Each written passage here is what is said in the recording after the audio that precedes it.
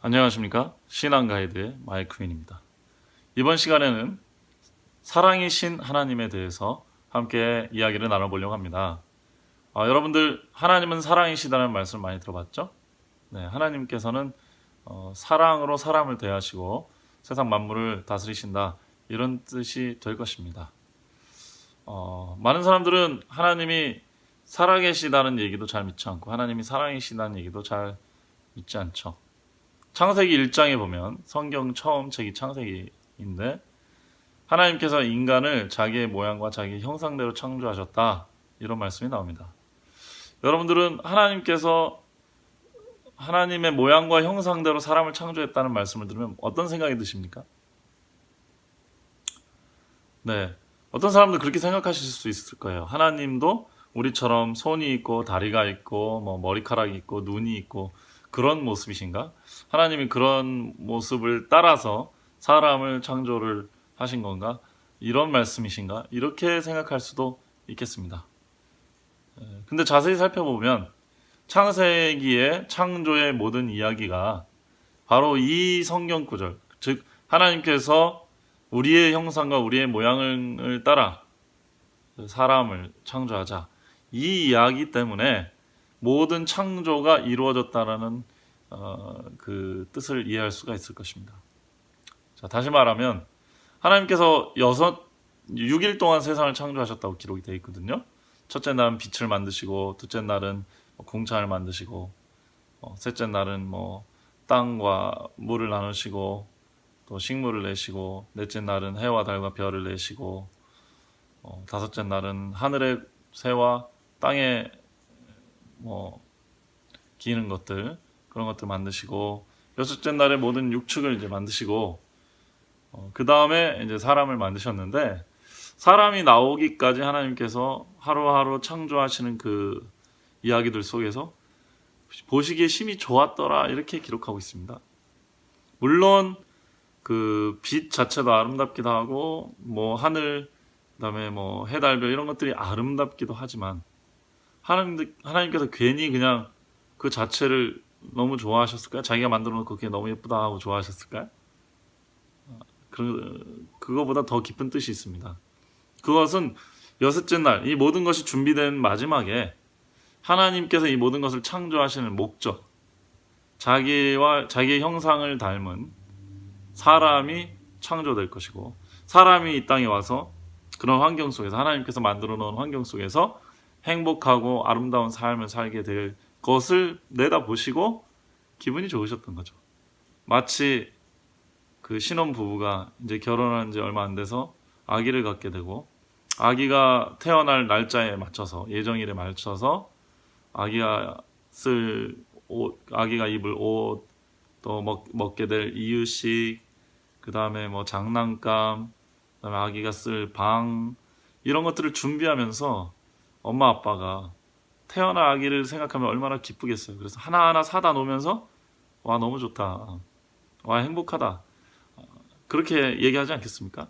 마치 그렇게 자기 아기 방을 꾸미듯이 하나님께서 자신의 형상과 자신의 모습을 닮은 아이들이 태어날 세계를 하나하나 창조하시면서 그 기쁨을 즐기시고 행복해 하셨다는 것이죠.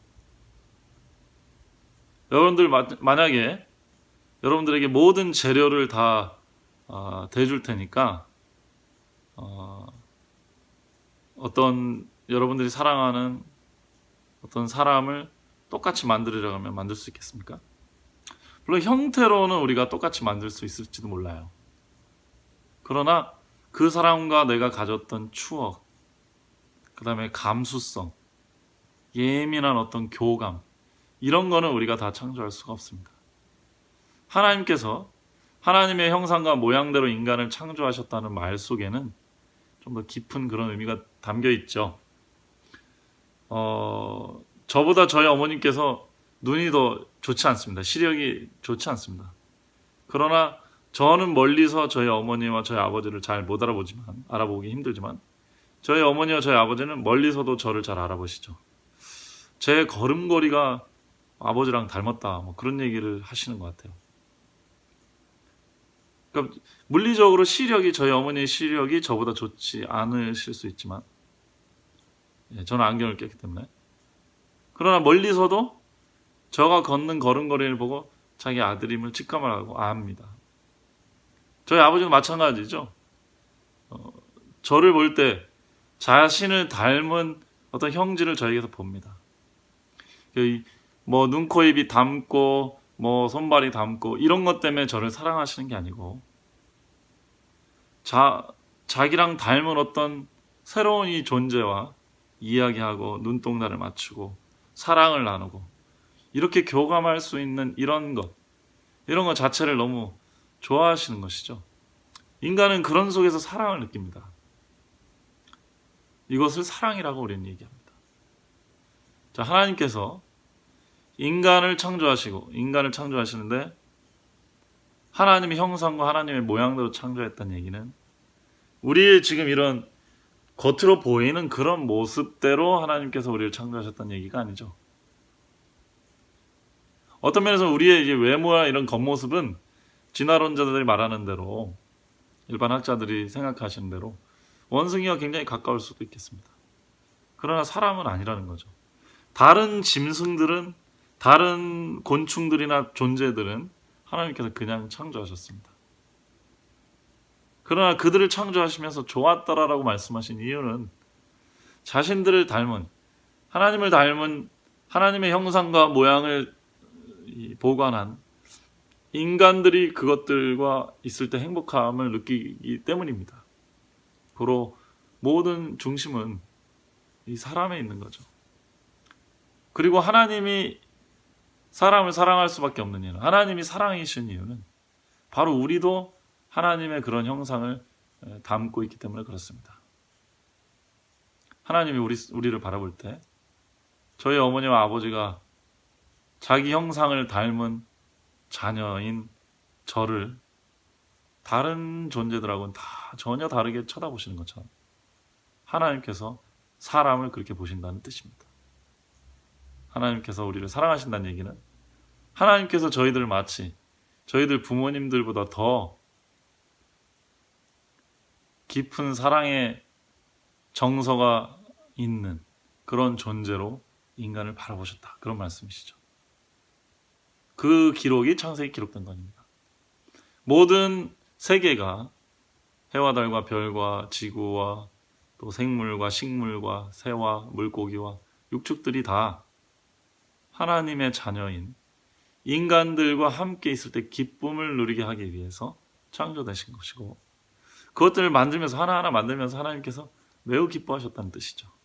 그러므로 하나님께서 우리의 형상대로 우리의 모양을 따라 사람을 만들자 이 말씀하신 것은 인간을 너무너무 사랑한다는 말씀이 그 안에 담겨 있는 것입니다. 마치 부모가 아이를 낳으면서 키우면서 사랑을 배우지도 않았고 비싼 레슨을 받은 것도 아니고 또 어떤 책을 본 것도 아니지만 저절로 사랑하고 아끼고 또 그 속에서 행복을 누린 것처럼 하나님께서도 인간들하고 그런 관계를 유지하고 계신다. 그런 뜻으로 해석할 수 있습니다. 그래서 성경은 하나님이 사랑이시더라고 얘기하고 있습니다. 이러한 사랑의 하나님이 우리에게 관심을 갖고 계실까요? 당연히 관심을 갖고 계시죠. 이 모든 것을 우리를 위해서 창조하신 하나님, 그리고 그 창조하는 과정 속에서 너무너무 기뻐하셨던 그 하나님이 아담과 하와를 창조하시고 생육하고 번성하라 명령하시고 복을 주시고 굉장히 행복해 하셨습니다. 그리고 그 행복을 기념하는 파티를 하신 것이 성경에 기록된 안식일이죠.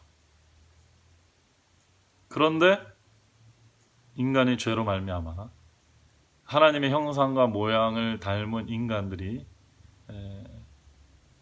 운명이 죽을 수밖에 없는 운명이 되었습니다. 그래서 하나님께서는 이렇게 사랑하는 인간을 구원하고자 한 가지 계획을 세우셨는데 그것은 자기의 독생자이신 예수님을 이 땅에 보내셔가지고 인간이 당할 그 운명, 죽음의 운명을 대신 짊어지시고 돌아가셔서 인간들이 당할 운명을 짊어지시고 인간들은 생명을, 목숨을 구원해 주겠다고 하는 십자가의 대속이었습니다. 자, 예수님께서 십자가에 달려 돌아가실 때 뭐라고 말씀하셨나요? 아버지여, 아버지여 어찌하여 나를 버리시나이까? 이렇게 말씀하셨습니다. 하나님은 사랑이십니다. 하나님이 사람을 자기의 형상과 모양을 대로 창조했다는 얘기는 사랑할 수 있는 존재로 만드신 거고 자식처럼 만드신 거죠. 근데 이 자식들이 죽을 운명에 처하자 하나님 아버지는 어떻게 할 수가 없었습니다. 그래서 자기 아들을 주어서라도 이 인간들, 이 사람들을 구원하고자 하셨죠.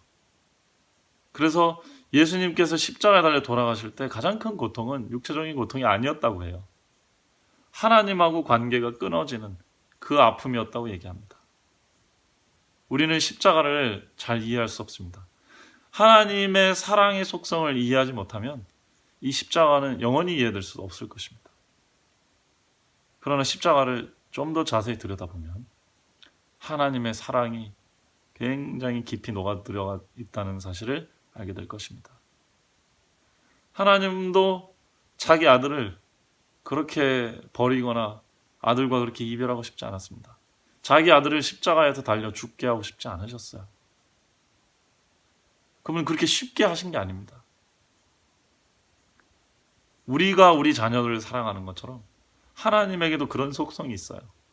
왜? 우리는 하나님의 형상과 모양대로 창조된 존재들이니까. 그러나 우리가 마치 우리 자녀가 어떤 병에 걸렸을 때 우리의 장기가 필요하다 하면 줄 마음이 있듯이 내 모든 걸 다 바쳐서 자녀의 생명을 구원해 주기를 원하듯이 하나님도 그런 속성이 있기 때문에 죽을 운명에 처한 자신의 형상을 닮은 인간들을 구원하기 위해서 자기의 목숨과도 같은 자기 독생자 예수 그리스도를 이 땅에 보내서 십자가에 달려 죽게 하신 것입니다.